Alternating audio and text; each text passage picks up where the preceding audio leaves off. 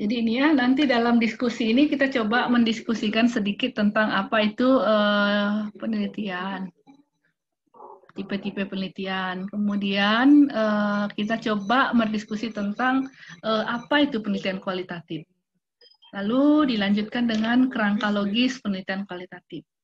Tapi sebelum saya lanjut, berapa persen yang sudah pernah ikut kuliah penelitian kualitatif ya? Ada yang boleh juga tunjuk tangan, tunjukkan ini ya. Biar saya tahu aja. Ini ada Sagung. Sagung ini udah pernah nih. Sagung, Sasa mungkin. Mungkin 50% ya Eka ya, sekitar segitu ya. Yang sudah pernah penelitian kualitatif ya. Mungkin gimana teman-teman bisa dijawab di chat box juga ya. Iya, supaya pernah ada atau tidak gitu ya. Ada interaktifnya aja. Kira-kira pernah atau tidak gitu. Mendapatkan materi tentang. Iya. Sagung ini tadi ini dia keren dia bikin ini tadi apa Sagung sign raise hand gitu ya. Itu dia juga buat tadi. Bisa juga gitu. Oh ya, bisa. Oh, bisa ya raise hand. Jadi saya gitu. Jadi saya gitu. Jadi kan maksud saya gini, di online ini juga sebenarnya kita bisa kok interaktif, nggak harus nggak ada diam gitu loh. Jadi memang saya orangnya suka sekali memancing partisipasi dari peserta gitu loh. Ya, siap. Berarti yang pernah itu raise hand ya, kira-kira Bu ya. Mungkin yang buat teman-teman yang pernah pernah mendapatkan kualitatif bisa raise hand.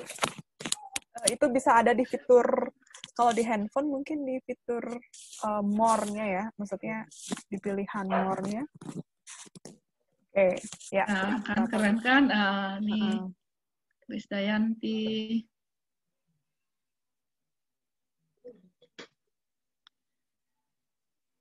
Oke.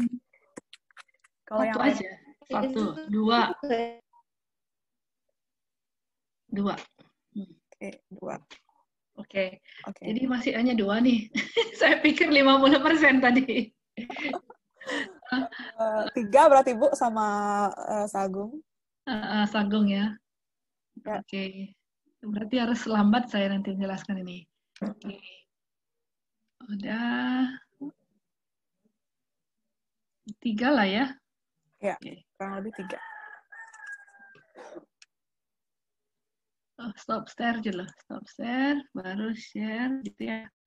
Baru pengantar.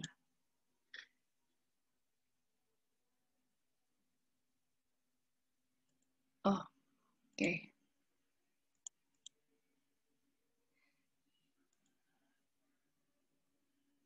So, oke, ini apa sih sebenarnya yang dimaksud dengan riset penelitian? Bisa nggak sih kita nggak mungkin ya? Ini karena saya settingnya ini dari kuliah, diskusikan dengan teman sebelah dan bandingkan jawaban antar kelompok ini kan nggak mungkin ya. Penelitian itu apa sih? Kalau dalam penelitian kita ngapain sih sebenarnya?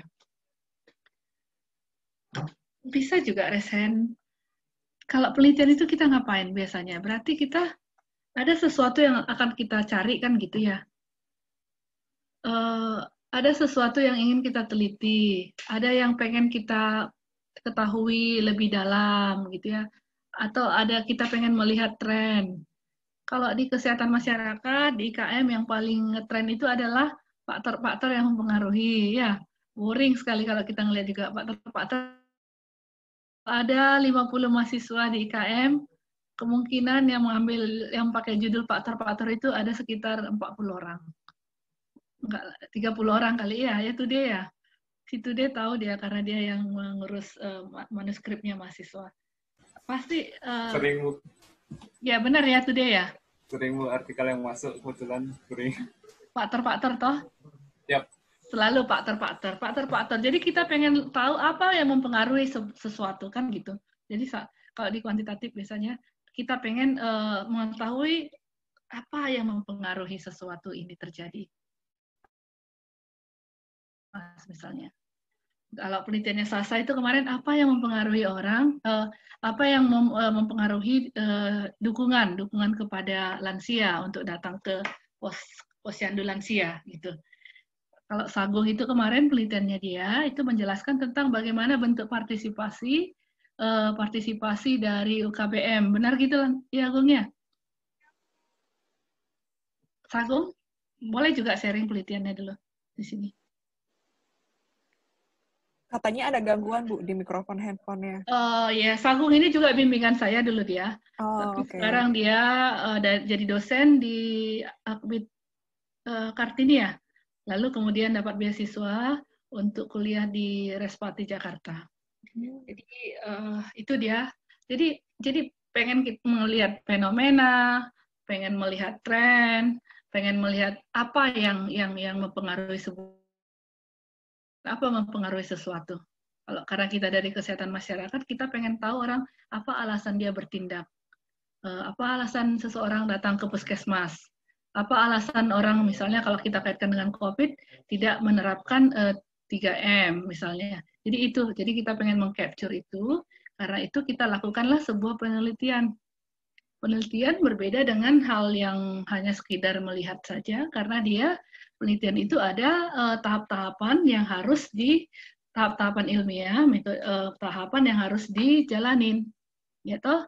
Ada yang memang diakui tahapan-tahapan ini harus dijalankan secara rigid agar nanti data yang kita hasilkan itu bisa dipercaya, bisa valid dan reliable, kan gitu ya, karena ada tahapannya. Misalnya dalam latar belakangnya harus jelas kenapa kita melakukan penelitian. Jadi juga kemudian dalam mengambil pertanyaan penelitiannya kita apa yang melandasi kita, kan pasti latar belakang dan juga studi-studi saat ini. Konsep penelitian atau kerangka pemikiran apa yang melandasi? Tentulah ada teori-teori yang melatar belakanginya. Kemudian harus serangkai juga. Setelah ada kerangka pikir, apa metode yang paling cocok untuk menjawab ini? Kualitatif study atau kuanti? Setelah dapat pendekatannya, kemudian lagi berpikir bagaimana kita mencari samplingnya? Ya, bagaimana kita mencari informannya? Bagaimana kita menentukan informannya? Kan begitu. Itu harus jelas juga. Harus jelas dan dapat dipercaya. Kalau misalnya kita bilang saya ingin meneliti 10 orang ibu hamil misalnya, harus ada alasannya kenapa dan kenapa kita cari 10 orang, kenapa nggak 20 orang. Jadi itu. Lalu kemudian setelah datanya ada, ketika kita menganalisis datanya ini juga harus ada teori background-nya. Kenapa kita pakai univariat saja atau bivariat, nggak multivariat. Kualitatif tadi misalnya, kenapa kita menggunakan konten analisis misalnya, bukan tematik analisis. Jadi ada jelas. Kemudian ketika kita menulis juga, gaya menulis juga harus bisa dipertahankan. Apalagi ketika kita pada tahap PhD misalnya, atau S3, itu harus jelas kenapa saya memilih style naratif misalnya. Kenapa saya nggak memilih style yang lain? Stylenya etnografi misalnya, deskriptif, lebih apa mereka ya, lebih deskriptif, lebih memantulkan pada sosial gitu, apa kebudayaan. Kemudian ada juga kenapa memilih menulis style reflexivity katanya, refleksi, menggunakan style refleksi. Jadi itu juga ada stylenya. Jadi dalam penelitian itu dari mulai latar belakang, tinjauan pustaka, kerangka konsep, metode, pengumpulan data, analisis data, penyajian hasil, dan penarikan kesimpulan itu saling berhubungan satu sama lain. Itulah sebuah penelitian yang baik. Ya. Itu jadi harus ada kaitannya satu sama lain. Jadi harus kuat hubungannya. Jadi itu yang dimaksud dengan penelitian. Jadi dibilang di sini research atau penelitian adalah cara yang sistematis, dapat dipercaya, rigor. Rigor itu yang sangat penting. Jadi bagaimana percaya kita terhadap prosesnya. Kalau prosesnya abal-abal, pasti kita nggak percaya hasilnya ya. Contohnya saja lah, teman-teman pernah dengar nggak yang tentang obat COVID bahwa arak misalnya bisa menyembuhkan COVID. Pernah sampai masuk koran. Iya, ya toh. Kalau orang awam mungkin dia percaya, oh mungkin dia percaya. Tapi kalau sebagai kita seorang terpelajar, pasti kita tanya metodologinya dia apa.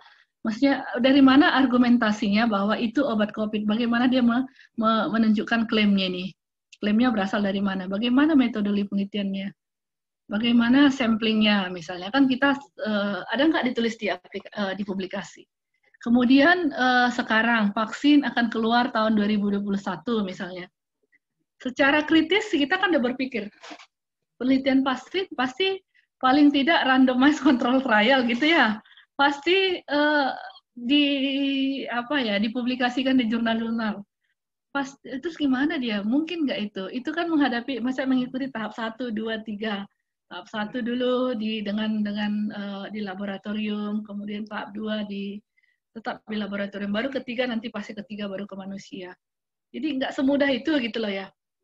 Jadi itu maksudnya. Jadi kalau penelitian itu memang harus ada sistematis langkah-langkah yang harus diikutinya dan dapat dipercaya. Karena itu bagian dari profesionalisme kita.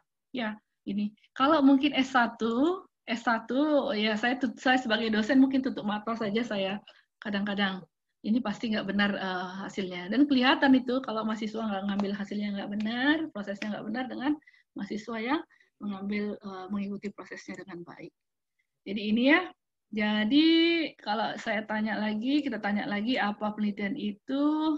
Ini ada beberapa hal dilandasi ilmu pengetahuan untuk menjawab pertanyaan sebuah fenomena. Kemudian menyelesaikan permasalahan, kemudian bisa menemukan sesuatu, bisa mengembangkan sesuatu, bisa mengevaluasi, bisa kita dengan melakukan research kita bisa mendefinisikan sesuatu fenomena itu. Bisa juga memvalidasi dan bisa mengembangkan ilmu pengetahuan. Jadi itu. Jadi ini dia semacam apa yang dimaksud dengan apa tujuan dari penelitian itu sendiri. Jadi itu ya. Itu dulu, kemudian itu riset. Teman-teman coba apa yang kira-kira kita pikirkan tentang kacamata ini?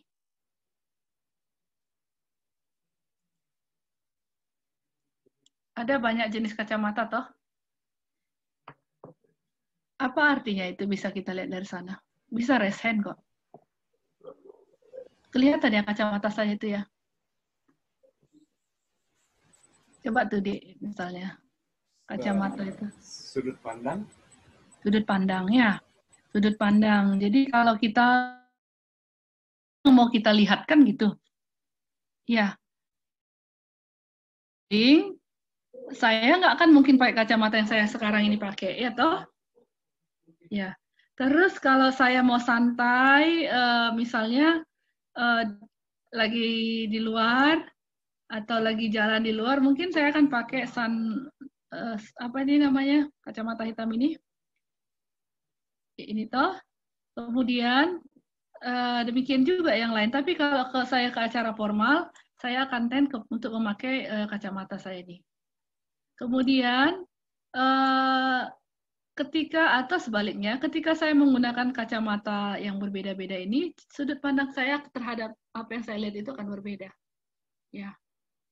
Jadi gitu juga dengan penelitian ini. Ada banyak metode. Ada kualitatif, metode. Itu sudut pandang semua. Dan itu sangat dipengaruhi oleh apa tujuan penelitian kita. Jadi itu sangat mempengaruhi. Seperti tadi saya bilang, kalau saya mau snorkeling, saya nggak akan pakai yang ini kacamata saya yang seperti sekarang. Ya, nggak bisa kan, nggak hilang nanti kacamata saya snorkeling. Jadi terpaksa saya harus pakai kacamata yang sebelah sini. Gunakan. Jadi harus kita pakai lensa yang tepat untuk mengcapture tujuan penelitian kita, supaya penelitian kita nggak salah arah. Jadi itu pendekatannya. Kalau dalam penelitian kualitatif, ini dia, ada namanya filosofi, ini jenjang dari, bukan kualitatif saja, jadi ini namanya paradigma penelitian. Saya rasa paradigma penelitian ini pernah diajarkan di filosofi apa? Dasar-dasar filsafat ya. Dasar-dasar filsafat ilmu. Saya nggak tahu. Pernah nggak sih? Kalau di kualitatif mungkin Bu Eka pernah mengajarkannya itu di pertama kali pertemuan. Jadi ini dia riset. Jadi ini adalah urutan atau jenjang dari sebuah penelitian. Yang pertama sekali yang namanya filosofi penelitian. Jadi filosofi penelitian itu ada namanya dari ontologi, kemudian epistemologi, atau cara kita untuk mendapatkan kebenaran. Dalam hal ini adalah mencari jawaban dari riset penelitian kita. Menjawab riset question kita. Kemudian ada lagi yang namanya metodologi. Metodologi itu adalah cara untuk mengumpulkan informasi berdasarkan teori yang kita yakini. Kemudian metodologi ini berbeda dengan metode. Metode itu dia sangat teknikal sekali, yaitu untuk teknik yang kita lakukan untuk mengumpulkan data-data kita di lapangan, dan ini disesuaikan dengan metodologi. Jadi teman-teman sekalian, saya yakin sekali untuk tingkat S1 bahkan S2 di tempat kita itu lebih berfokus pada metode ya. Kan kita nggak pernah membahas apa perspektif, cara pandang kita terhadap sebuah realita. Ya, ketika teman-teman melakukan penelitian, pernah nggak ditanya dosennya apa ontologinya ya? Pernah nggak? Ada yang pernah ditanya? Nggak pernah toh? Atau apa metodologinya? Apa epistemologinya? Nggak pernah toh? Nggak pernah. Langsung aja kita, penelitian ini adalah penelitian kuantitatif atau kualitatif dengan menggunakan pendekatan, penelitian ini menggunakan penelitian kualitatif untuk memahami lebih mendalam lagi tentang dukungan keluarga bagi lansia yang akan bagi lansia. Kemudian metodenya kami pilihkan in-depth interview ataupun FGD. Gitu aja terus kan. Jadi langsung kita lompat ke metode ini. Tapi kita nggak tahu apa metodologinya, apa epistemologinya, apa ontologinya. Ya, itu kita nggak pernah tahu. Kalau di tingkat master sekalipun, saya perlahan-lahan di S2 itu sudah mulai mencoba untuk tingkat metodologi ini. Jadi paling tidak mahasiswa S2 kita sudah tahu sebenarnya apa yang dia pakai, pendekatan metodologi apa yang digunakan untuk menjawab pertanyaan penelitiannya. Kalau di kualitatif, kalau ontologi itu ada relativis katanya. Meyakini bahwa ada berbagai perspektif dari realita. Jadi ontologi ini, kalau orang kuantitatif, biasanya dia melihat realitas itu hanya satu, kebenaran itu hanya satu. Ya, satu kebenaran. Kalau iya kan makanya bisa digeneralisis hasil penelitian kuantitatif itu, kuantitatif ya, bisa digeneralisis pada populasi yang berbeda dengan kita. Gitu kan today ya, di epidemiologi. Makanya ada tes validity dan reliability. Ini enggak hanya satu kebenaran, ya enggak? Today. Iya, Bu. Iya, hanya satu kebenaran di kuantitatif, nggak ada dua kebenaran. Kalau dua kebenaran berarti salah penelitiannya. Kalau nggak ada signifikan berarti salah kan gitu ya? Bukan salah, berarti kurang bagus penelitiannya. Tidak berhubungan dia jadi. Nggak berhubungan dia, jadi itu kan kurang.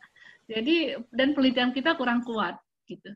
Jadi kalau kita lihat di kualitatif ini, ontologinya dia, pola pikirnya dia, perspektif pikir dia ini, kebenaran itu ada di mana-mana, nggak cuma satu tempat aja. Ya, kebenaran itu tergantung settingnya, dia bilang. Misalnya, ibu melahirkan seorang ibu. Gambaran umum seorang ibu adalah ibu ini adalah orang yang menghargai, menyayangi, memprioritaskan keluarganya terlebih dahulu dari segala apapun. Itu kan gambaran umum seorang ibu ya. Ya toh? Terus ibu itu biasanya mempunyai anak, melahirkan, dan lain-lain. Tapi di beberapa tempat ada juga ibu yang nggak sayang sama keluarganya, ya nggak? Ada juga ibu yang meninggalkan keluarganya. Terus itu kenyataan nggak itu? Kebenaran nggak itu? Benar ya? Begitu. Jadi itu maksudnya dia subjectivity itu di situ, subjectivity sama objectivity. Jadi kalau ontologi itu bagaimana kita melihat realita kehidupan ini. Ini kan apa namanya, akarnya kan di ilmu-ilmu sosial gitu loh. Jadi mereka selalu melihat apa realitas kehidupan. Jadi berfilsafat nih kita sekarang. Bagaimana kita melihat realitas kehidupan. Orang Kesmas kan jarang ya melihat realitas kehidupan. Langsung dia ke faktornya mempengaruhi apa enggak kan gitu ya biasanya. Jadi gimana kita? Jadi itu subjektivitas. Ternyata ada juga kok ibu-ibu yang meninggalkan keluarganya misalnya. Terus ternyata, tapi kenapa dia meninggalkan keluarganya? Kalau keluarga, kalau di masyarakat kan, kalau keluarga, kalau ada ibu yang meninggalkan keluarganya, pasti ibu ini nggak benar nih. Ya, di masyarakat. Tapi kan kita harus selalu tahu kenapa dia sebenarnya meninggalkan keluarganya. Ada apa di keluarganya ini? Itu namanya bagaimana kita melihat realitas. Bahwa kita yakin kebenaran itu nggak tunggal, tapi ada di realitas yang lain. Ya. Jadi itu kalau ontologi, kemudian untuk yang epistemologinya ini bagaimana cara kita untuk mendapatkan kebenaran tadi. Jadi setelah kita meyakini ada berbagai perspektif dari realitas tersebut, kita coba lihat apa yang lebih cocok, interpretasikah atau kita mengkonstruk ilmu dari fenomena-fenomena yang sudah ada. Atau kita critical thinking namanya, critical theory. Jadi critical theory itu berakar dari Karl Marx, akar pemikirannya, critical thinking. Kemudian ada sekarang post-struktural, yang menyatakan bahwa tidak ada lagi sebenarnya struktur-struktur di masyarakat. Jadi ini dia, cara kita mendapatkan pengetahuan itu dipengaruhi oleh teori yang kita pilih. Jadi dalam ilmu teori sosial itu ada beberapa teori yang berkembang. Satu interpretif, kemudian ada critical theory, ada postmodern, ada lagi sekarang post-struktural. Jadi itu kalau di kualitatif, di epistemologinya, bagaimana kita cara mendapatkan kebenaran tadi. Kebenaran itu maksudnya adalah penelitian kita ini. Kan penelitian kita sebenarnya kan mencari fenomena atau kebenaran menurut hasil penelitian kita. Kemudian setelah epistemologinya kita jelaskan, ada metodologi namanya. Bagaimana kita mengumpulkan informasi. Ini yang mungkin mahasiswa lebih familiar ya. Ada dengan cara etnografi atau melihat lebih etnografi ini lebih melihat ke cultural, sosial cultural dari populasi yang kita teliti. Kemudian dari kalau critical teori kita ini, kalau critical teori atau teori kritis ini ada aspek pemberdayaan di sana. Jadi kalau critical teori ini adik-adik lebih menarik, teman-teman lebih menarik. Jadi dia nggak cukup hanya mengumpulkan data saja. Jadi kita, misalnya saya meneliti tentang penelitian saya dulu ya, HIV dan bagaimana gay muda menggunakan internet untuk upaya pencegahan HIV. Jadi nggak cukup, kalau critical teori itu nggak cukup hanya saya mengumpulkan data, hasilnya begini. Nggak cukup hanya itu. Harus ada proses empowerment di sana, pemberdayaan. Jadi harus ada proses pemberdayaan juga. Dengan begitu, dengan menggunakan konsep ini, itu akan mempengaruhi metodologi saya. Bagaimana cara saya mengumpulkan data. Berarti saya harus memikirkan, selain saya mengumpulkan teori, mengumpulkan informasi dari sana, harus ada proses pemberdayaan di sana. Apa proses pemberdayaannya? Misalnya proses ketika saya bertanya kepada mereka misalnya, di mana tempat yang bagus untuk penelitian ini? Di mana venue-nya? Itu juga sudah secara ilmu sosial itu juga sudah mendorong terjadinya aksi sosial di sana. Ketika kita mendengarkan suaranya, ketika kita juga bertanya misalnya, bagaimana cara kita menjawab pertanyaan? Metode apa? Kira-kira yang cocok, yang convenient, yang enak sama teman-teman. Ada proses partisipasi di sana. Berarti saya sebagai seorang peneliti tidak memandang saya sebagai orang yang powerful, Relationnya kan nggak ini ya, apa namanya, nggak sama ya antara peneliti dan yang diteliti ya. Peneliti itu kan biasanya lebih tinggi pangkatnya daripada yang diteliti. Dan di sana ada gap, khususnya ada gap. Jadi itu gap itu kalau itu terjadi, akhirnya mempengaruhi kualitas data yang kita kumpulkan. Ya. Kalau itu terjadi, misalnya, apalagi kalau kita meneliti kelompok-kelompok marginal, penelitian-penelitian sosial, misal marginal itu misalnya ya PSK, orang muda, remaja.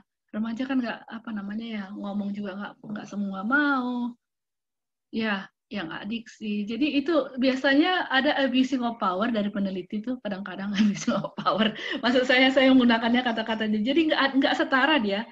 Akhirnya itu bisa mempengaruhi kualitas dari data yang kita kumpulkan. Karena itu si critical theories ini mengatakan harus setara dulu antara peneliti dan yang diteliti, baru dia bisa data yang dikumpulkannya itu benar-benar murni. Jadi bukan dari voice atau suara dari peneliti itu sendiri. Itu kalau di critical theory. Kalau fenomenologi ini dia lebih melihat apa fenomena yang ada di sana. Kemudian kalau grounded theory ini lebih bertujuan untuk menghasilkan sebuah teori. Ini lebih interpretasi sih sebenarnya ini fenomenologi sama grounded theory ini. Kemudian dari sana teman-teman baru metode kita tentukan apa metode yang cocok untuk menjawab penelitian kita ini. Ini udah biasa ya, ada focus group discussion, ada apa namanya in-depth interview, ada pakai video, ada sekarang foto voice, jadi ada orang menggambar, jadi macam-macam dia. Jadi banyak metode yang digunakan tergantung dari apa subjek penelitian kita itu. Kalau penelitian misalnya dengan anak kecil misalnya, mana lebih bagus kita meneliti dengan dia, dengan kita suruh dia menggambar atau foto voice dibandingkan dengan hanya kuesioner saja. Misalnya kita pengen mengcapture bagaimana pengalaman anak kecil, anak SD lah katakannya, anak SD kelas 1 sampai 5 tahun dalam menyeberang. Kita ingin mempelajari bagaimana anak SD kelas 1 menyeberang. Kira-kira menurut teman-teman apa metode yang paling cocok untuk pengumpulan datanya? Kuesioner? Ibunya diwawancarai? Informasi mana yang lebih bagus sebenarnya, yang lebih valid? Ibunya atau anak-anak itu?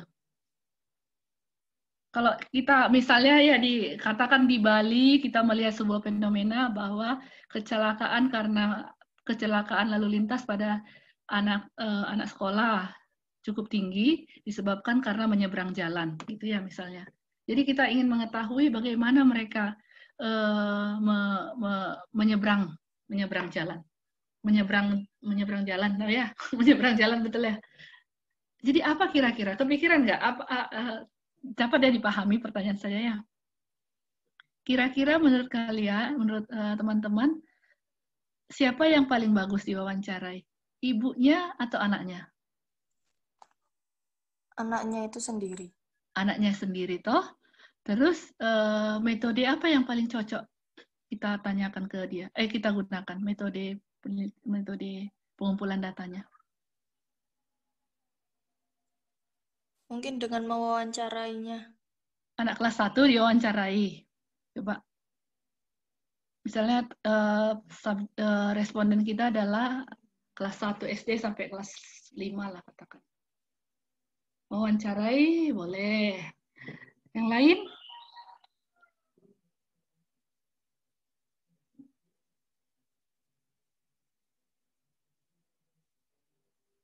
Krisdayanti? Kira-kira apa yang metode yang paling cocok untuk anak-anak seperti itu? Tadi mewawancarai, jadi kita minta dia bercerita ya, gitu ya, Aprilia Nurani ya? Iya. Iya, kita minta dia bercerita, waktu nyebrang itu gimana, gitu ya. Kira-kira metode lain yang bisa Mungkin bisa dengan melihat videonya, Bu. Atau melihat video atau rekaman CCTV yang ada di depannya itu mungkin, Bu. Apa itu? Observasi maksudnya?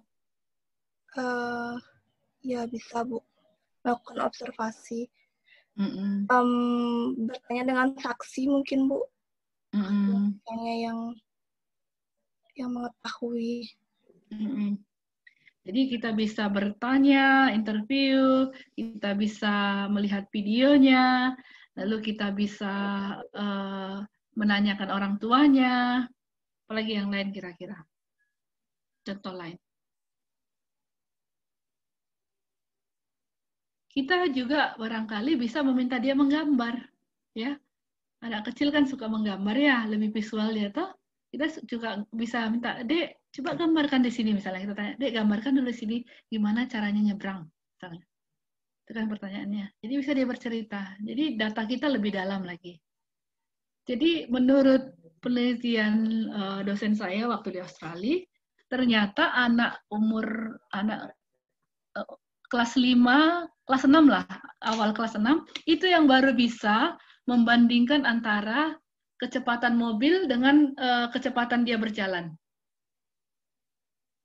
Jadi kemampuan dia itu berkembang setelah dia berumur sekitar 11 tahun.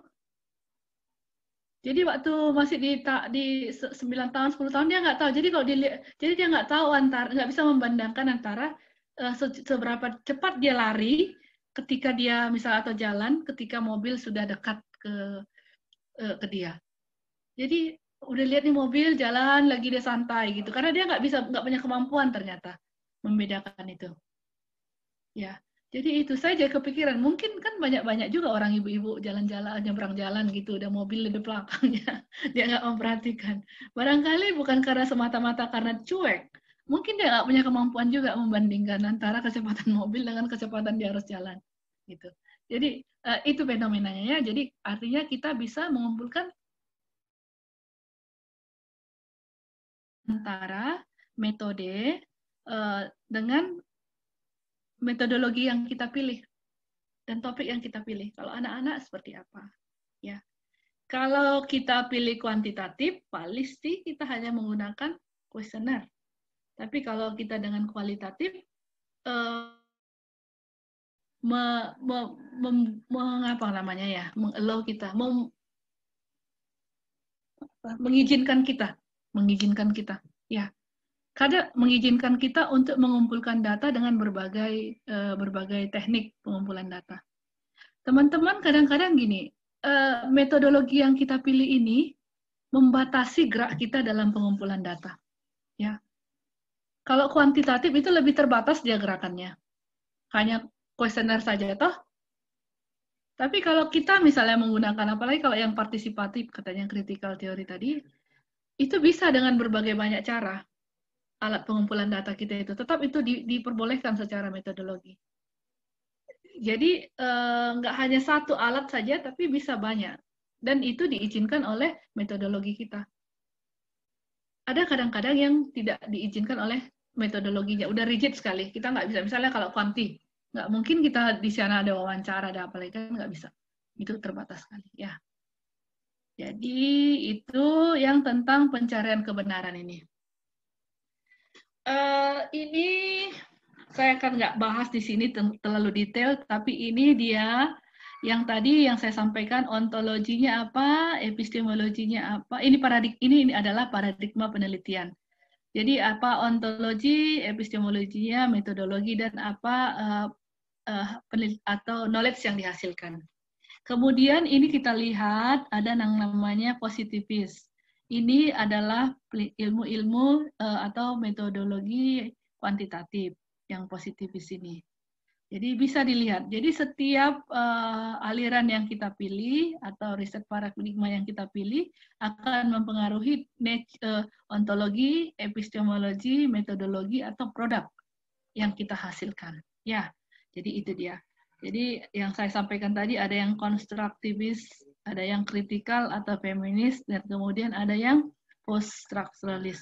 Itu semuanya akan mempengaruhi cara kita melakukan penelitian. Jadi cara melakukan penelitian itu banyak. Ingat aja tadi lensa itu ya, kacamata itu. Ada pertanyaan di sini sebelum saya pindah. ke topik penelitian kualitatif. Bisa dipahami ya, Dek ya? Bisa, Bu. Ya, oke.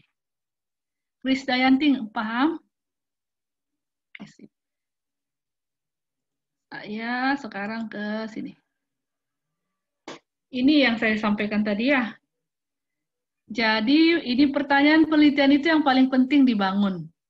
Pertanyaan penelitian ini akan mempengaruhi tujuan penelitian kita, kemudian apa konteksnya, dia dipengaruhi oleh konteksnya, kemudian ini juga akan mempengaruhi bagaimana validitas dari suatu data, kemudian metodologi apa yang harus kita pilih. Metodologi penelitian ini akan ditentukan oleh ini juga, validitas kita, rigornya, dan trustworthiness. Ini rigor, trustworthiness ini sebenarnya hanya sebuah istilah yang digunakan untuk validitas dari data yang kita kumpulkan. Jadi yang paling penting sekali, pertama sekali adalah pertanyaan penelitiannya. Karena setiap konsep tadi, setiap pendekatan yang tadi itu, pertanyaan positivism, yang ini misalnya positif, post-positif, paradigma yang kita pilih ini, akan mempengaruhi, akan berbeda caranya bertanya. Kritikal, post-structuralis ini akan berbeda sekali. Ya, kalau kita di IKM, kita itu lebih banyak post-positif. Jadi, pertanyaannya itu lebih banyak di post-positif itu biasanya. Post-positif itu seperti faktor-faktor apa yang mempengaruhi? Itu misalnya, itu dia. Lebih ke sana. Jadi kalau post positif itu dia terbuka, dia dia meyakini bahwa ada satu kebenaran, tapi tidak terbuka, tidak tertutup, ada juga kebenaran yang lain. Misalnya pohon itu lurus loh, atau pohon itu biasanya bercabang-cabang, tapi ada juga pohon yang lurus, ya enggak? Misalnya pohon pinus kan lurus toh? Jarang cabang-cabangnya misalnya, atau pohon jati dia lebih banyak lurusnya daripada cabang-cabangnya. Tapi kalau kita lihat pohon beringin, kalau yang kita teliti pohon beringin, nah pasti di sana komunitasnya pohon beringin, pasti di sana lebih banyak cabangnya, misalnya gitu. Jadi atau misalnya gini, 50% misalnya kita ke suatu komunitas, kita menggambarkan karakteristik penduduknya. 70% penduduk biasanya duduk di kursi, ya. Tapi ada juga loh 20% orang lebih memilih duduk di tikar. Ya, kalau event. Kalau di Bali orang duduk di mana biasanya? Di tikar kan? Ya, kalau adat misalnya acara adat biasanya lebih suka di tikar. Tapi ada juga adat yang di kursi.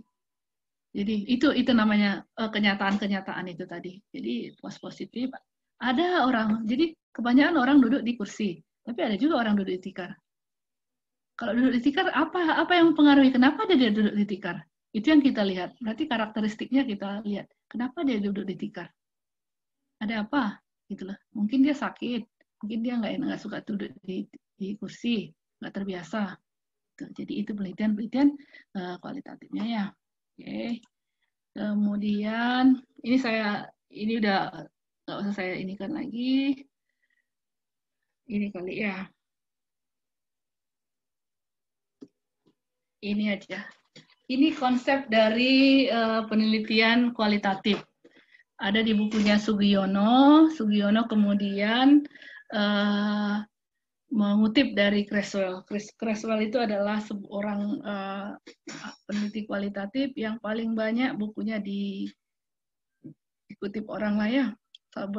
Jadi ini salah satu. Selain Creswell, ada juga Denzin.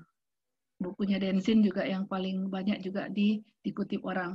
Kalau kita yang lebih praktikal, biasanya kita lebih senang dengan Creswell dibandingkan yang bukunya Denzin, yang dari research itu. Jadi menurut dia, menurut Creswell ini, qualitative research is inquiry process of understanding based on distinct methodological tradition of inquiry that explore social or human problem. Jadi dia bilang di sana ada metodologi tradition of inquiry yang mengeksplorasi sosial, permasalahan-permasalahan sosial atau permasalahan manusia. Jadi kualitatif studi, penelitian kualitatif menurut Creswell ini dia lebih melakukan lebih ingin bertujuan untuk memahami gitu ya, memahami lebih mendalam lagi tentang permasalahan-permasalahan sosial. Itu di sini. Kemudian the researchers build a complex holistic pictures analysis.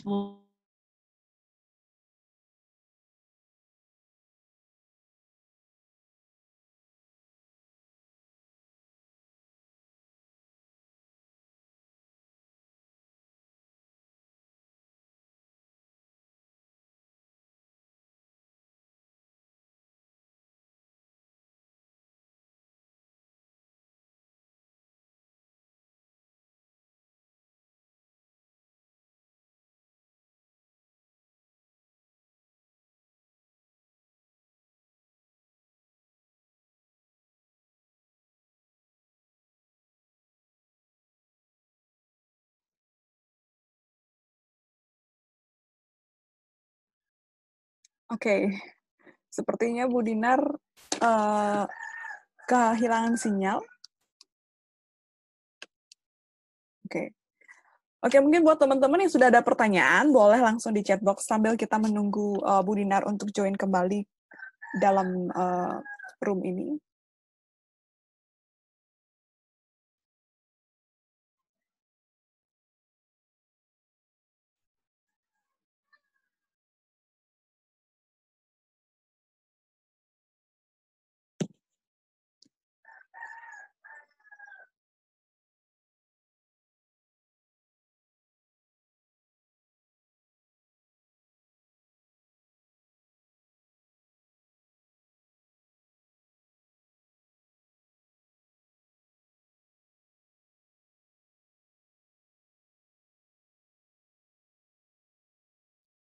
Oke, mohon maaf teman-teman, sepertinya narasumber kita kehilangan sinyal.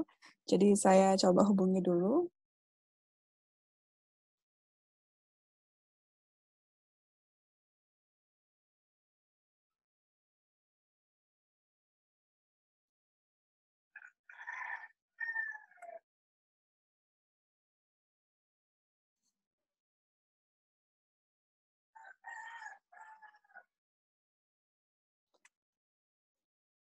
Ya.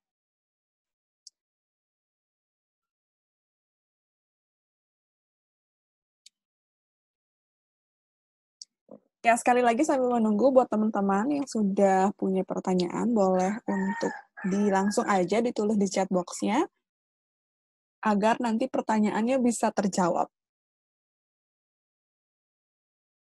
Bisa terjawab sepanjang proses ya.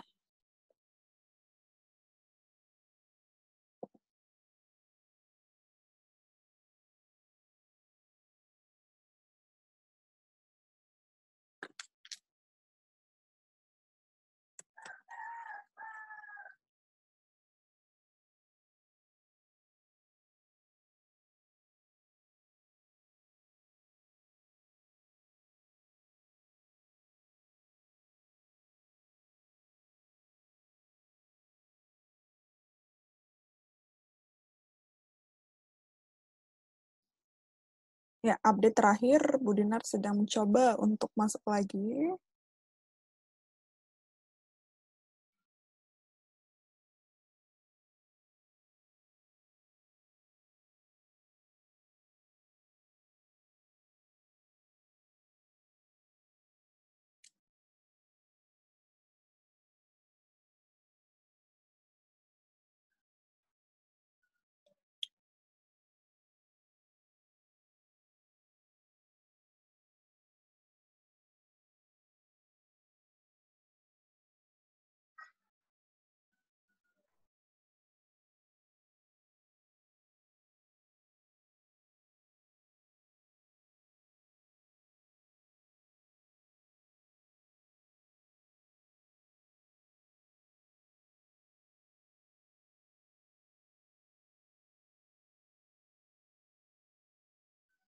Oke, sembari mengisi waktu, mungkin teman-teman nanti kita juga minta feedback-nya terhadap kegiatan-kegiatan ini. Dan sekaligus nanti kalau sudah mengisi feedback, kita kan akan mendata alamat email buat mengirimkan materi yang ada pada sehari ini gitu. Jadi kalau misalnya tidak mengisi feedback form, jadi nanti biar tidak ketinggalan untuk tidak terkirimnya materi begitu. Jadi nanti teman saya akan share terkait dengan materinya kalau sudah ada yang mengisi lembar feedback gitu. Oke. Jadi mohon menunggu sebentar, mungkin 5 menit lagi. Ini Bu Dinar lagi mencoba untuk masuk. Sambil menunggu mungkin teman-teman bisa coba untuk ambil camilan begitu ya. Atau toilet break gitu.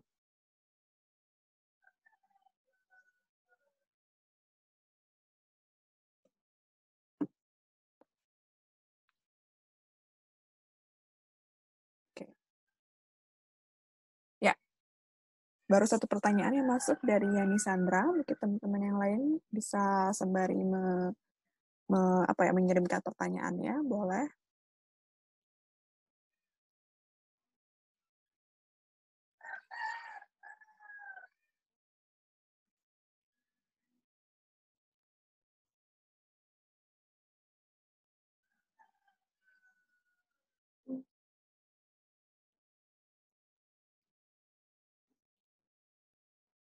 Oke, apa Bu Dinar sudah bergabung? Oke.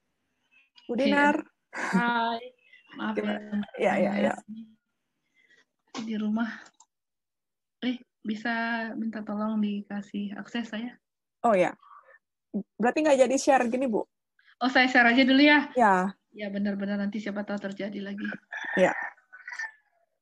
Sambil menunggu, mungkin ini udah ada satu pertanyaan sih, Bu, kalau misalnya agak relate juga dengan konsep penelitian. Ada yang nanya, kira-kira jumlah informan yang bisa dipakai agar hasil penelitian bisa dianggap baik, berapa, Bu? Itu tadi sebenarnya sambil saya ini ya, tergantung topik penelitian yang mau kita teliti. Kalau misalnya etnografi itu, ada sel etnografi, satu orang aja objek yang diteliti dia, bukan objeknya, partisipannya, satu orang aja.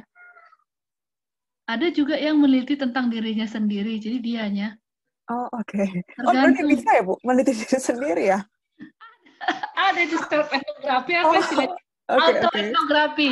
Tapi sebenarnya autoetnografi. Tapi karena kita di public health, saya menyarankannya kalau in-depth interview itu bagusnya di atas 10 dah. Di atas 10 orang kalau in-depth interview. Minimalnya lah. Oke. Ya. FGD paling nggak 5 FGD kalau untuk tingkat S1. Sambil saya cari-cari ini ya. Jadi coba ada teman-teman cari autoetnografi kalau nggak salah namanya. Autoetnografi. Itu kali siapa tahu bingung dengan diri sendiri gitu ya, Bu ya. Atau ingin mencari tahu. SC kali. Apa, Bu? Autoetnografi. Oke. Sip. Mungkin kalau ada lagi teman-teman, berarti sudah semoga menjawab ya untuk Kakak Yani Sandra. Jadi kalau untuk wawancara mendalam tadi kurang lebih 10, kemudian FGD 5 gitu. Atau focus group discussion ada 5. Riset autoetnografi ini merupakan bentuk deskripsi narasi diri yang menempatkan di dalam konteks sosial tertentu. Ya, jadi dia aja pendapat dia. Oh, ya. Oke. Ini slide-nya ada 2, Bu, yang sudah masuk. Berarti yang pengantar kualitatif atau sharing. Saya stop aja ini ya, dirimu aja sharing. Iya. Iya, jadi kalau saran saya kalau masih karena kita di public health ya, itu kan kalau sosial baru dia bisa diterima etnografi itu. Kalau orang public health nggak bisa nerima itu, nggak yakin saya nggak terima. Yakin sekali saya nggak diterima itu. Apa karena konteksnya kesehatan ya, Bu? Iya, konteksnya kan kesehatan ya. Kesehatan masyarakat kan selalu kita butuh data. Ya. Data kalau nggak ada datanya, kalau nggak banyak datanya, number kan kita lebih ke number. Iya. daripada ke kualitas bukan kualitas, isinya sama aja barangkali. Oke. 10 lah minimal ya kalau in-depth interview. Kalau FGD-nya minimal 5 dengan jumlah yang FGD itu 5 sampai 10 orang pesertanya. Oke. Ya. Tapi kalau 10 pun sebenarnya udah berat itu kalau dilakukan dengan baik. Ya. Iya. Oke, saya coba untuk buka PowerPoint-nya, Bu. Mungkin sekalian diskusi, Bu, ya. Saya juga pernah dengar penelitian yang memang karena itu fenomenologi, jadi kayak misalnya mewawancarai pengguna narkoba, begitu, mantan pengguna narkoba, jadi memang akhirnya sampelnya yang ada di daerah itu aja gitu, Bu. Itu berarti bisa seperti itu, Bu, ya? Bisa, asal dalam informasinya. Oh, oke. Kedalaman informasi mungkin. Jadi itu tadi metode pengumpulan datanya kan lebih fleksibel. Mungkin dia tidak hanya lagi berdasarkan pada satu-satunya data dengan in-depth interview-nya. Ya. Mungkin dia itu juga menggunakan observasi atau juga life history, atau dia juga bersama-sama dengan si subjeknya ini, dengan partisipannya ini atau informannya ini, mengikuti kehidupannya, kan gitu, etnografi kan, ya tinggal bersama. Oh, oke. Ada lagi pertanyaan ini? Ada lagi, coba saya cek. Oh ya, ada lagi pertanyaan, Bu. Saya ingin bertanya, maksud research paradigma kritikal atau feminis itu bagaimana? Oke, paradigma itu, jadi kalau kita melakukan sebuah penelitian itu, ada paradigma yang kita ikuti, pola pikir kita, kacamatanya ada gitu loh.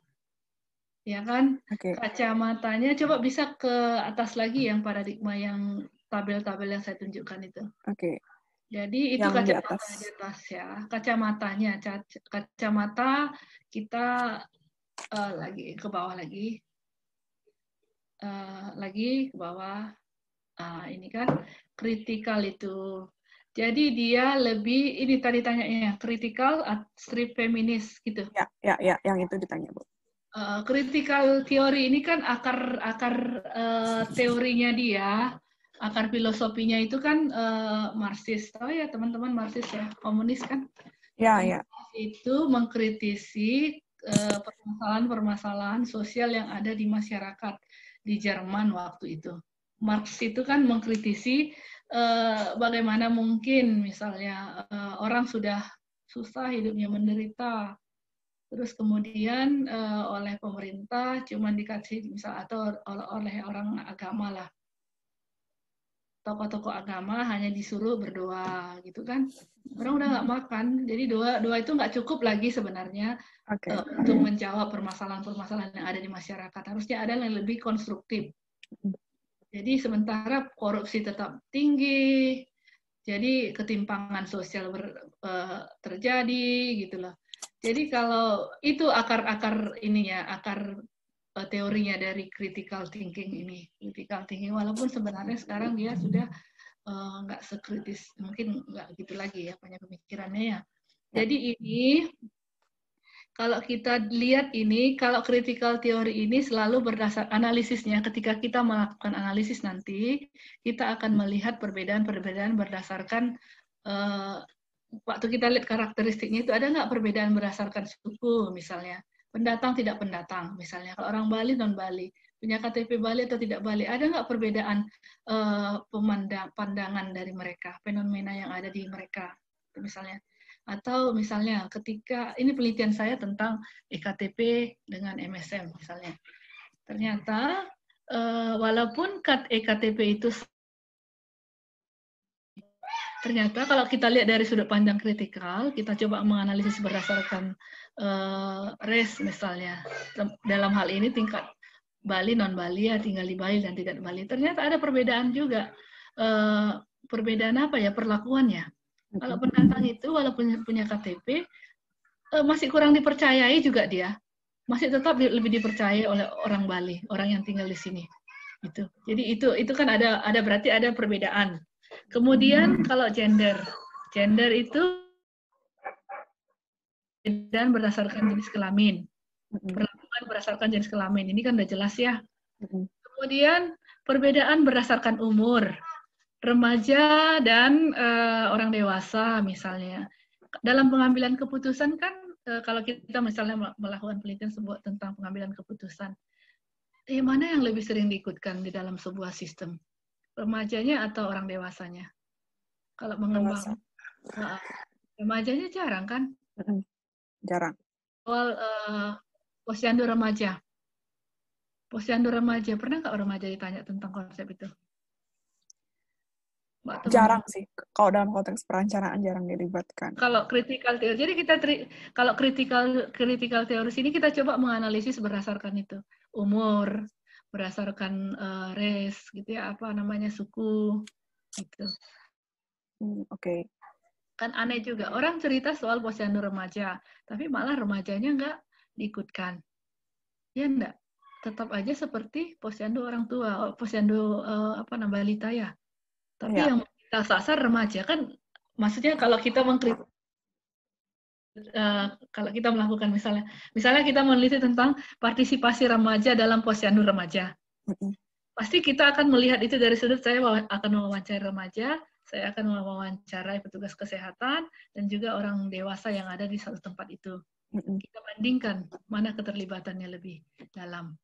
Terus kemudian ketika perencanaan ada nggak ada nggak remaja ini diikutkan? Jadi ada perbedaan antara umur berdasarkan umur juga. Jadi itu Bu. Kalau feminis ini memang dia karena gender perspektif toh. Ya, gender perspektif. Jadi dia selalu melihat analisis visuanalisisnya itu ketika dia menganalisis data. Dan ketika dia menulis juga sebenarnya akan berbeda orang yang menggunakan teori kritikal ini, bukan paradigma kritis ini, dengan konstruktivis. Misalnya agak berbeda memang itunya, cara penulisannya, stylenya. Kalau yang etnografis misalnya lebih penulisan orang antropologis, sejarah. Sejarah kan antropologis kan dia lebih banyak lebih berbunga-bunga saya bilang ya. Kalau dia misalnya mau menggambarkan bulan, nggak dia bilang bulan. Coba ya teman-teman, saya melihat bulan, nggak, saya melihat sesuatu yang indah di atas bulan. Oh ya, berarti lebih hyperbola Bu. Dia bilang setting langsung pada suatu malam yang pada suatu malam yang dingin saya sedang berbicara, gitu. Pada suatu malam dingin di puncak gunung, kemudian di puncak gunung itu saya bersama dengan seorang teman. Jadi dia lebih mendeskripsikan suasananya, settingnya dia deskripsikan. Itu penting bagi seorang penulis etnografi. Berarti memunculkan visualisasi buat yang baca kali Bu ya? Berarti. Iya, visualisasi, dan karena setting sangat penting bagi penulis antropologis maupun etnografi. Kalau sama kita kan nggak terlalu penting. Ya. Ya kalau orang ini kan orang kesehatan masyarakat, apa yang terjadi di sana kita nggak terlalu lihat settingnya bagaimana. Iya. Jadi itu mudah-mudahan membantu yang kritikal tadi itu ya. Oke, berarti sudah terjawab semoga ya. Berarti memang kritikal atau feminis itu juga memperhitungkan beberapa aspek-aspek tadi seperti gender, ras, usia, begitu ya. Iya, kelas juga, pendatang tidak pendatang. Ini bisa juga kuantitatif penelitiannya. Kan ini riset paradigm ini kan bisa kualitatif kuantitatif. Pola pikir sebenarnya dia. Kacamatanya. Lens. Orang bilang research lens penelitian apa. Berarti mungkin nanti pada saat penyajian data kuantitatifnya itu kayak misalnya disajikan perempuan hasilnya yang kayak gimana, laki-laki yang kayak gimana gitu. Iya, laki-laki gimana. Jadi ada perbedaan karakteristik yang disajikan. Oke. Dan memang jadi sensitif gender juga kan, karena dalam beberapa data yang ada itu kan jarang data terkait jenis kelamin misalnya. Ada beberapa data yang tidak disajikan perempuan. Jadi seperti hilang ininya. Oh ya. Ada beberapa data. Oke. Wah, menarik banget ya. Ternyata memang feminis menjadi salah satu paradigma karena selama ini mungkin dengar-dengar feminis itu seperti aktivis yang gini tentang Iya. patriarki gitu misalnya kan. Iya, jadi konsep itu sebenarnya teman-teman yang dibawa ke penelitian, ke lensa kita melihat. Itu kan teori-teori sosial ya. Ya, ya. Feminis itu kan teori sosial. Apa namanya lagi, konstruktivis, postmodern, poststrukturalis itu kan semua sosiologi, itu udah pelajaran mereka. Oh, oke. Sosiologi itu pelajarannya. Kalau kita kan pelajarannya HBM, Health Bilik Model gitu. Ya. Kalau mereka Lawrence Green gitu ya, Bu ya. kalau dia pelajarannya ini post-positivis. Oh, oke. Atau post-kolonialis gitu Kak, Bu. Iya, postmodern, apa yang terjadi, pola pikir di sana. Ya. Oke, sip. Oke, mungkin bisa dilanjutkan, Bu Dina. Berarti slide yang... Lanjut. Ini kok macet slide saya tuh. Kayaknya sinyalnya harus betul-betul ini ya. Iya benar. Oke, connection saja. Saya unstable. Coba saya stop share dulu. Terus, oke. Tadi di penelitian kualitatifnya Sugiono ya, Bu ya? Jadi apa tadi penelitian kualitatif itu ya? Definisi sih, ya. Oke, definisi. Oke. Mungkin saya tidak slideshow ya, Bu, biar lebih aman buat pindah-pindah. Ya, biar aja dah. Ya. Jadi mungkin yang bahasa Inggris ini dibaca-baca aja. Ada yang bahasa Indonesianya itu ya. Sebenarnya Eka, ini saya salah loh. Mestinya ini membangun itu ke satu, di enter ke atas, disatukan ke satu. Jadi proses penelitian untuk memahami suatu fenomena sosial. Sorry dulu ya, anak saya.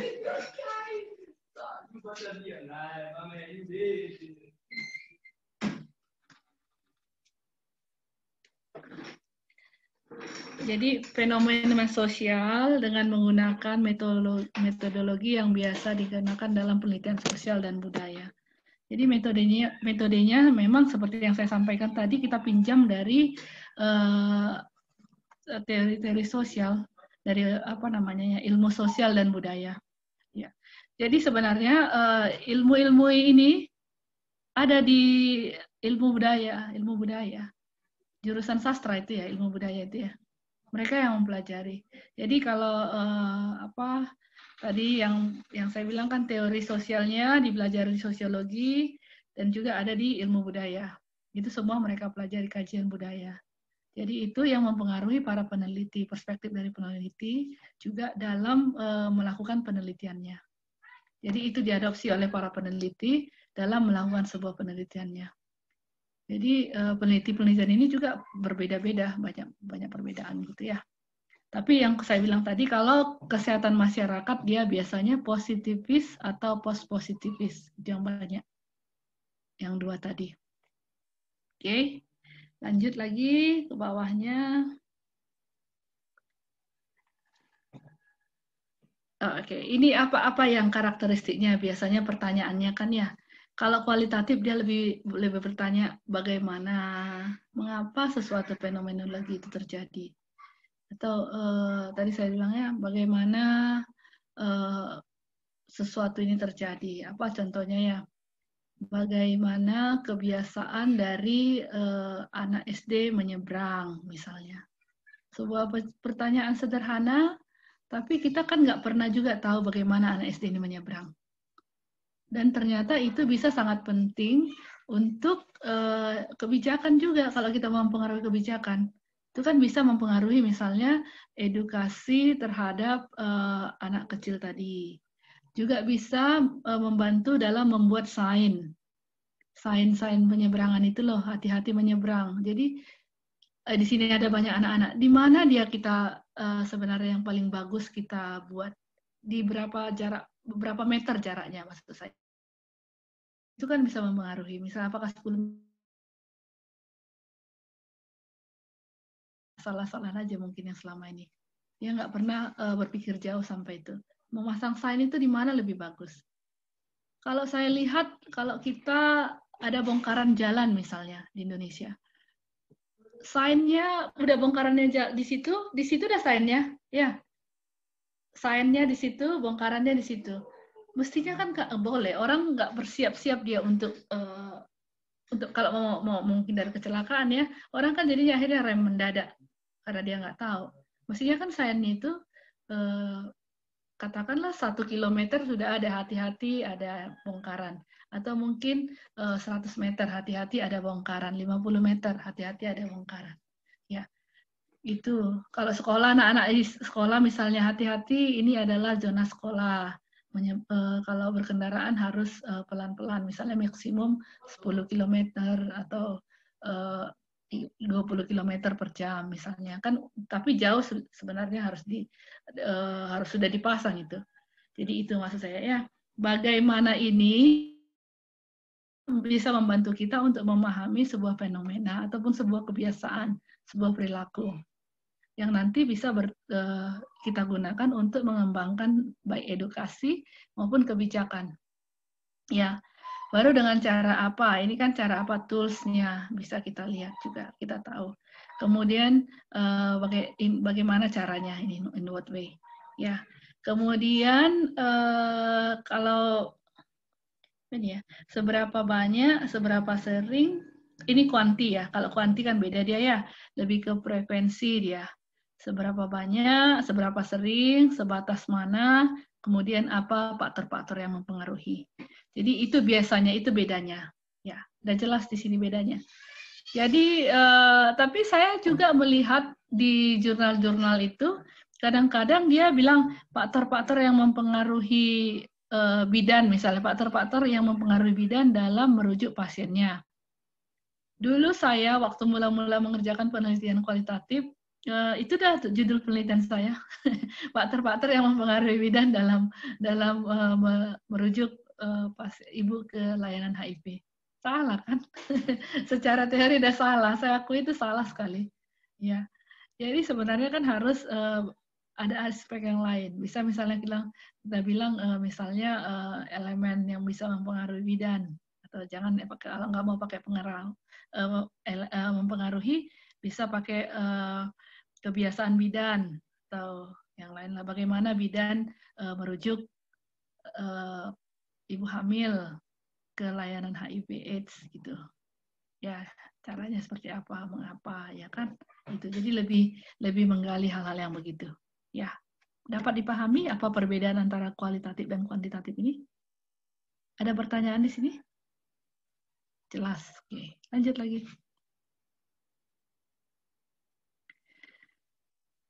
Ini mungkin udah saya sampaikan tadi nih ya. Lanjut aja kali ini ya.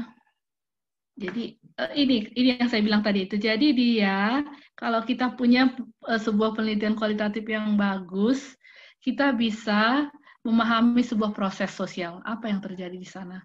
Misalnya kita tahu misalnya proses penyembuhan atau coping atau mengatasi sebuah permasalahan masyarakat atau seseorang. Misalnya coping itu kan dia bagaimana caranya atau bagaimana dia mengatasi sebuah permasalahan kan gitu biasanya ya. Ketika dia misalnya divonis cancer misalnya, apa yang dia alami itu kan pasti traumatized sekali toh. Terus apa yang dia lakukan itu kita bisa dapat. Kemudian kita sekarang bisa juga mempelajari tentang resilience atau daya tahan seseorang. Ini memang contoh-contohnya seperti lebih ke psikologi ya, karena memang mata ini dulu slide ini saya bawa ke waktu saya diskusi dengan mahasiswa di kedokteran di psikiatri. Kemudian dia juga bisa memahami konstruksi sosial yang melatar belakangi situasi kesehatan masyarakat. Itu setting tadi, makanya setting itu penting. Kemudian bisa mengetahui, mengidentifikasi persepsi masyarakat. Misalnya persepsi masyarakat ini juga berbeda-beda. Persepsi masyarakat terhadap cuci tangan pada masa COVID dan tidak COVID pasti berbeda. Gitu. Demikian juga dengan pakai masker. Persepsi masyarakat pada waktu COVID pertama sekali ditemukan, di-announce, dengan sekarang COVID sudah new normal lah kita bilangnya, masuk ini normal, itu berbeda sekali persepsi masyarakat terhadap penggunaan pakai masker. Kalau dulu orang masih takut, masih taat lah pakai masker. Kalau sekarang sudah seperti biasa. Padahal kasus COVID makin meningkat. Gitu. Jadi time itu juga sangat mempengaruhi. Kemudian yang lain-lainnya yang juga bisa kita gunakan dengan penelitian kesehatan kualitatif ini, kita bisa mengembangkan KIE yang saya bilang tadi. Kan kita udah tahu, jadi kurangnya di masyarakat ini apa? Pengetahuan apa dia nggak tahu. Persepsinya terhadap COVID itu apa sih sebenarnya? Kita tahu. Mereka merasa bahwa COVID itu sudah penyakit yang normal atau sudah berlalu. Jadi kalau orang beranggapan seperti itu, apa yang harus kita lakukan sebagai orang promosi kesehatan misalnya? Itu bisa dilihat di sini. Jadi itu melengkapi data kuanti, kemudian bisa dengan kualitatif, kita bisa desain instrumen survei yang lebih tepat. Karena kita sudah tahu karakteristik dari populasi yang kita teliti. Oke, lanjut lagi. Perlu nggak saya? Ini berapa menit lagi kita ya? Masih lama. Oke, saya cepatkan aja nih ya. Kapan memilihnya? Kualitatif. Kalau kita belum paham benar subjeknya, ya. Kemudian kita belum bisa mendefinisikan konsep atau variabelnya. Masih abu-abu, kita belum paham. Jadi nggak tahu kita apa ya gitu loh. Jadi kita belum punya variabel yang sudah atau instrumen yang rigid gitu ya. Kemudian jika ingin meneliti tentang perilaku atau kaitannya dengan budaya. Kemudian adanya fleksibilitas dalam penelitian. Teman-teman, jeleknya penelitian kualitatif ini dia ada namanya iteratif. Jadi prosesnya itu nggak satu kali aja, bisa berulang-ulang. Jadi itu membuat kita lama sekali dalam melakukan penelitian tersebut. Karena terlalu fleksibel. Kemudian untuk mempelajari hal-hal yang sifatnya spesifik seperti ada namanya studi kasus. Oke, lanjut lagi. Ini kuantitatif, bisa dilihat sendiri nanti. Kemudian lanjut Eka. Oke, lanjut aja. Ini beberapa contoh saja itu dalam penelitian kualitas ini. Lanjut lagi bawahnya. Ini tadi karakteristiknya itu dia bersifat eksplorasi, ya. Kemudian terkumpul dalam bentuk kata-kata atau gambar. Jadi kata-kata dia ada kadang-kadang mahasiswa yang memaksakan diri untuk memunculkan gambar atau angka. Jadi dari kualitatif itu dia kuantitatifkan lagi, dia paksakan gitu loh. Ada yang kayak gitu. Jadi memang karena pemahaman yang kurang baik barangkali tentang kualitatif ini. Kemudian dia menekankan makna, interpretasi namanya ini. Apa interpretasi kita terhadap data yang ada di yang kita kumpulkan? Bagaimana kita memaknai data kita itu? Itu yang agak sulit ya. Bagaimana memaknai sebuah hasil penelitian. Kemudian bersifat fleksibel dan iteratif. Ini yang saya sampaikan tadi. Oke, lanjut. Biar bisa kita diskusi ya. Mungkin ini hanya mengulang saja. Ini namanya research onion. Onion itu kan ini atau lapisan-lapisan dari penelitian. Tahu kan ini ya, onion, bawang. Bawang itu kan punya lapisan-lapisannya, lapisan luar, lapisan dalam, dan dalam sekali. Jadi yang terakhir itu lapisan paling dalam itu adalah analisis data yang dipengaruhi oleh perspektif kita atau paradigma pengumpulan data, dan juga nanti analisis ini juga pasti dipengaruhi oleh lapisan yang di atasnya ini. Jadi mudah-mudahan nanti teman-teman yang ikut ini diskusi hari ini bisa paling nggak paham kenapa saya memilih FGD bukan in-depth interview. Karena apa? Pasti dipengaruhi oleh metodologi penelitiannya. Ya. Jadi kenapa saya memilih metodologi penelitian itu? Pasti dipengaruhi oleh paradigmanya, riset paradigmanya tadi itu. Ya, ini jadi saling mempengaruhi. Bisa di bawah lagi. Ini contoh dalam penelitian saya. Ini konseptual dari penelitian saya. Jadi saya menggunakan dalam penelitian S3 saya itu, penelitiannya adalah sebenarnya, kalau judulnya menciptakan ruang bagi gay muda di Bali mengembangkan ide untuk upaya pencegahan HIV berbasis internet. Itu ininya judulnya. Jadi kemudian ada namanya philosophical stance. Jadi stance atau lensa filsafat saya, filosofi saya itu adalah communicative action. Ini adalah critical theory. Saya menggunakan Habermas communicative action. Jadi kalau si Habermas ini bilang bahwa dalam sebuah riset itu perlu komunikasi, terjalin sebuah komunikasi yang baik antara peneliti dan yang diteliti.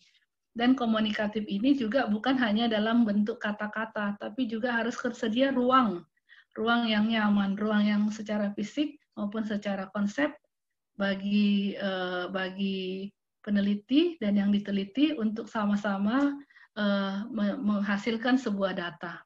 Ya, makanya judulnya adalah creating space. Jadi saya dalam penelitian saya nggak hanya sekedar mengumpulkan data terkait bagaimana ide mereka tentang HIV berbasis internet, tapi juga di sana ada saya sediakan ruang-ruang bagi mereka untuk turut serta dalam mempengaruhi pemilihan data metode pengumpulan datanya.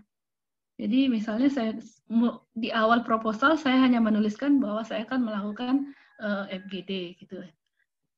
Tapi kemudian itu berkembang menjadi ada presentasi, ada drawing, ada video, ada juga diseminasi mereka.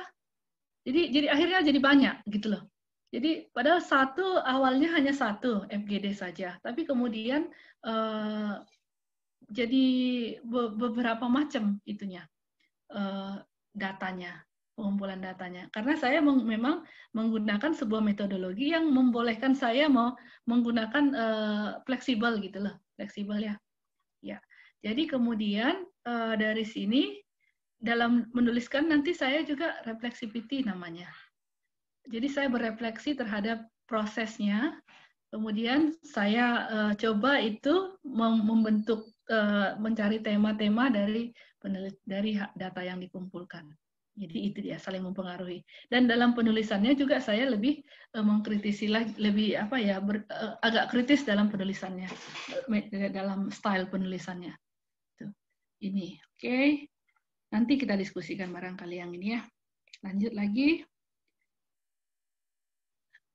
Ini mungkin nggak perlu keterampilan, ya harus ini critical thinking, dan juga harus suka menulis, sering menulis, suka menulis ya. Ya, lanjut lagi. Oke, ini udah ya, nggak usah ada saya bilang fenomenologi. Jadi pendekatannya ada macam-macam. Ada fenomenologi, ada etnografi, ini ya. Ini kalau fenomenologi ini tujuannya itu untuk memahami pemaknaan manusia, bagaimana seseorang memaknai.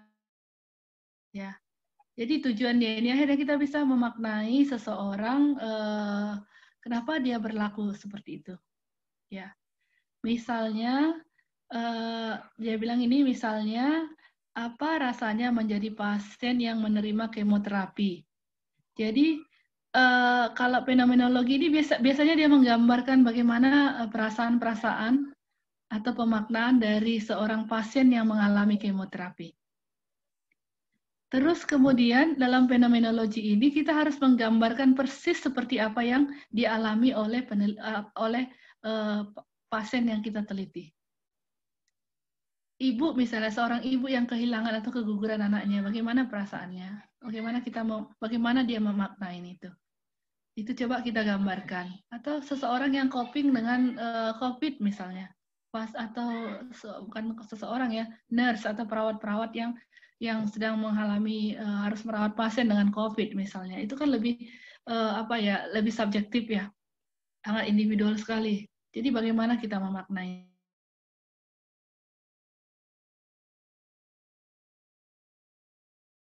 Dari fenomena apa sebenarnya yang terjadi ini. COVID ini misalnya bagaimana coping tadi pada pasien itu, pada perawat itu, proses coping yang dialami dia, apa yang dilakukan dia. Jadi ini harus benar-benar seperti apa yang dilakukannya. Oke, cepatin aja kali ya. Saya mau kasih contoh yang ini ada case study, bisa dibaca saja, etnografi, ini yang tadi saya lihat, saya tunjuk. Etnografi ini biasanya penelitinya tinggal dengan yang diteliti. Karena lebih mau melihat budaya dari yang diteliti. Kemudian lanjut lagi pendekatan yang tadi itu yang lain-lain pendekatan lainnya.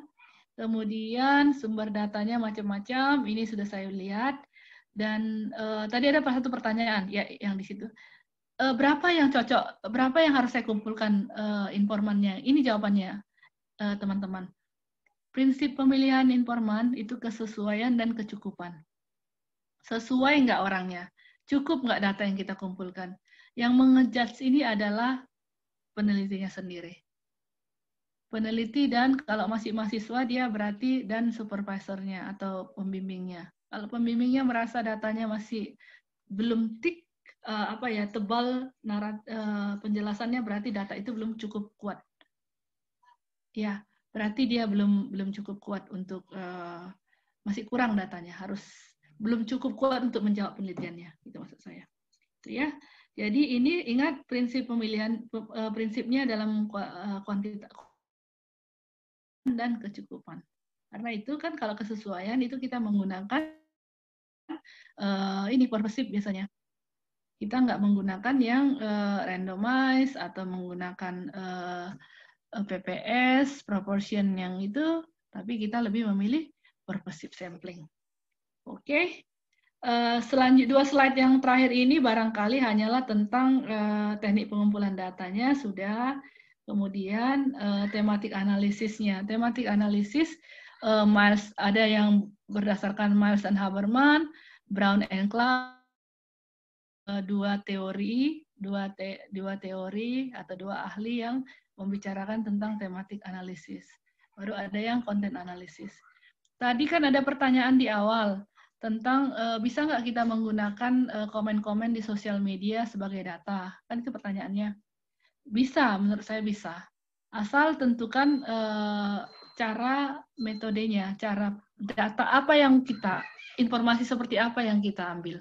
Jadi itu harus jelas ada di metode. Kemudian bagaimana kita menganalisis data itu? Bisa berdasarkan tematik, bisa berdasarkan konten analisis, atau bisa juga ada orang bilang analisis wacana juga bisa. Bisa dengan begitu. Jadi ada kok banyak orang penelitiannya tentang menggunakan data-data di sosial media.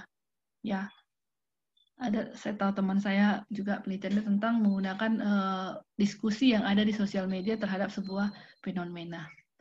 Itu kemudian ini beberapa buku yang mungkin bisa membantu. Ini yang saya bilang ini mungkin bacanya ini terlalu sosial sekali menurut saya.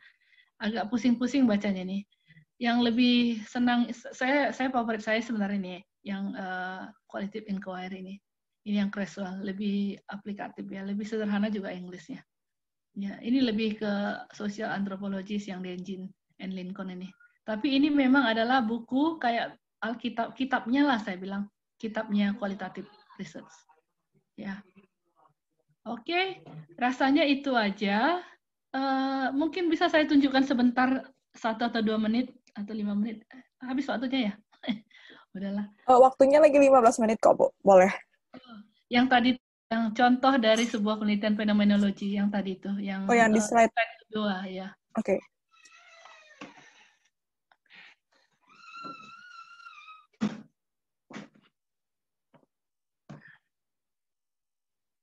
Saya share screen dulu.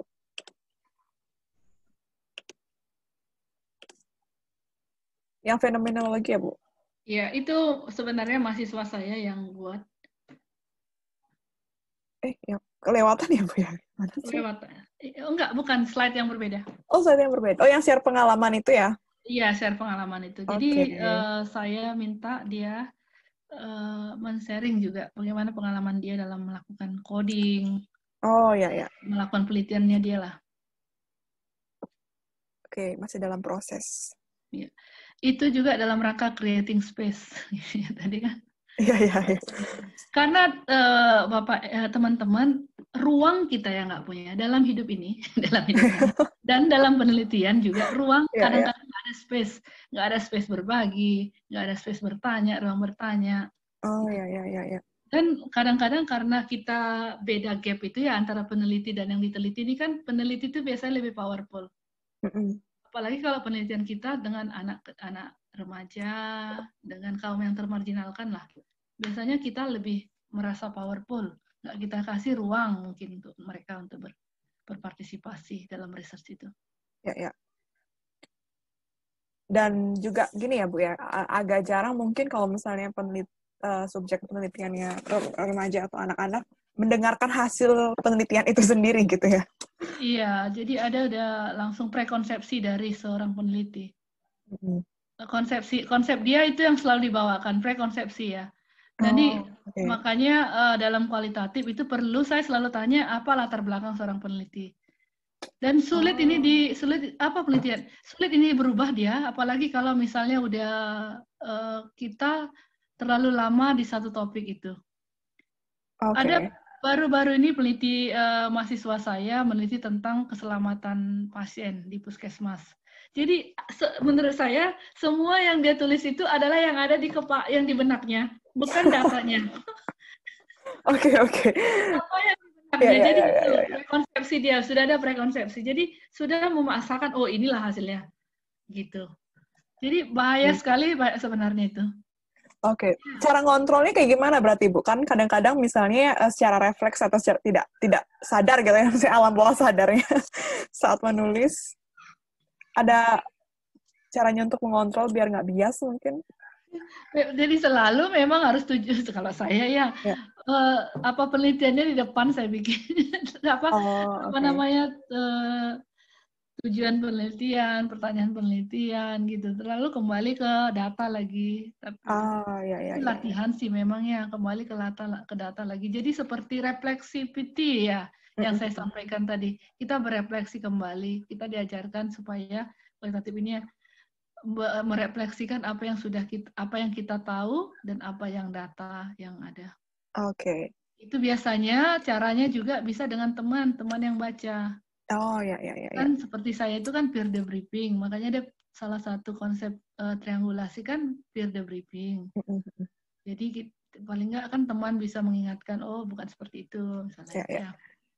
Dengan gini Bu ya, dengan syarat teman yang kritis lah ya. Karena teman iya aja Bu. Iya harus kritis teman. Oke, ini Bu sudah slide-nya. Ya coba ya ini teknik analisis. Jadi penelitian dia ini sebenarnya gini. Kalian tahu ini nggak mukbang ya? Mukbang yang mukbang, makan. Jadi penelitian dia tentang bagaimana sih persepsinya remaja terhadap konten makanan yang disajikan di YouTube. Oke. Itu pertanyaan penelitiannya. Salah satunya mukbang, dia tanya gitu ya. Jadi ini dia tahap awalnya tadi kan dia bilang ini Creswell, coba yang kedua tahap awalnya ini analisis data dia ya. Metode analisisnya kan dengan menggunakan tematik analisis nih. Cara dia menganalisis tahap awalnya kan dia pastikanlah semuanya pertanyaan sudah terjawab. Kemudian yang mentranskripnya itu siapa? Kemudian hasil transkripnya dibaca secara berulang-ulang, secara 4-5 kali dari semua informan untuk memahami apa pertanyaannya. Ya, pernyataan-pernyataan apa sebenarnya makna di balik pertanyaannya itu gitu ya. Kemudian coba lihat ini cara dia mengcoding. Ini cara dia mengcoding. Ini kan si Mira namanya. Jadi ini kan manual codingnya ya.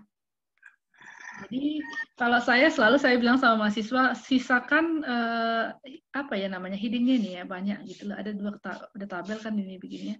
Satu yang pernyataan, satu ruang untuk notes dari peneliti. Ya. Jadi ini kita seperti berargumentasi, berdiskusi pada diri kita sendiri. Itu namanya refleksi. Apa ya waktu itu terjadi di sini? Gitu. Berefleksi kembali kepada apa yang sudah terjadi sebelumnya, kemudian kita mengingat kembali apa maknanya itu. Itulah namanya reflexivity. Kemudian dia memberi pilihan lain karena coba memahami apa yang terjadi di proses yang terjadi di transkrip ini. Waktu itu apa yang terjadi di sini? Itu dia. Karena lihat fenomena, karena ini fenomenologi. Kalau critical study mungkin nggak perlu seperti ini, kan? Karena ini kan fenomenologi, ingin menggambarkan seperti apa si informan itu merasakan pengalamannya. Jadi kita ingin benar-benar mengungkapkan, menuliskan pengalaman yang dialami oleh informan tadi. Ya. Lagi, kemudian namanya itu kalau di fenomenologi dia bilang horizontalization. Jadi itu konsepnya ini, jadi itu seperti meng-highlight, seperti coding sebenarnya, coding, tapi kalau di fenomenologi namanya horizontalization. Jadi bagaimana kita juga memahami apa yang sedang, transkrip yang sedang kita kerjakan. Seperti mengkode ya. Kemudian namanya ini pertanyaanmu tadi Eka. Epoch. Mengesampingkan semua bentuk praduga, prasangka, dan pemahaman peneliti. Kemudian dengan menaruh bracketing, kata dia kan, bracketing, jadi udah kita bracket konsep kita, jangan keluar gitu loh. Oh ya. Ingatkan pada diri kita sendiri, jangan ada praduga gitu loh. Itu namanya dia dilakukan menemukan esensi dari fenomena yang murni yang sudah terlepas dari persepsi orang lain. Saya ini bahasa-bahasa tingkat tinggi ini, nggak dewa semua ini. Terus ini contoh codingnya. Oke, terus bawah lagi. Saya cuman sebentar aja nunjukkan ini cluster setelah horizontalisasi tadi ya. Kemudian ada bracketing, ada epoch, bracketing, kemudian cluster of meaning. Sebenarnya cluster of meaning ini sama dengan klasifikasi. Miles and Haberman bilang klasifikasi toh, ya kalau si Bound and Clark dia bilang itu adalah subtema. Jadi dari coding tadi kita klasifikasikan. Jadi dia bilang cluster of meaning. Jadi kita berikan arti, interpretasikan apa kira-kira pemaknaan dari data yang kita punya. Lanjut lagi. Kemudian ini dia coding subtema sampai temanya nanti ini juga belum. Lanjut lagi. Ini mind mapping. Ini dia mind mapping, subtema saya minta supaya dimunculkan seperti ini. Dan saya rasa proses ini juga dilakukan oleh Sagung dulu. Sagung gini juga ya, Gung ya. Saya juga minta supaya membuat mind mappingnya. Saya mau lihat mind mappingnya Pak Sagung sama si Gung Is juga dulu. Ada, cuman Gung Is nggak ada di sini kali. Jadi itu jadi sedikit dari saya. Rasanya habis itu dia bertanya pada dirinya, berefleksi dari data-data ini, supaya untuk memunculkan apa sebenarnya tema yang muncul dari penelitiannya ini. Ya. Jadi itu ya, gitu. Jadi itu aja. Tahap akhirnya member check-in. Jadi setelah itu dia kembali ke saya, mahasiswanya ini, kemudian kami berdiskusi bersama kira-kira apa yang menjadi tema utama dari penelitian. Untuk sebelum dia menuliskan hasil penelitiannya.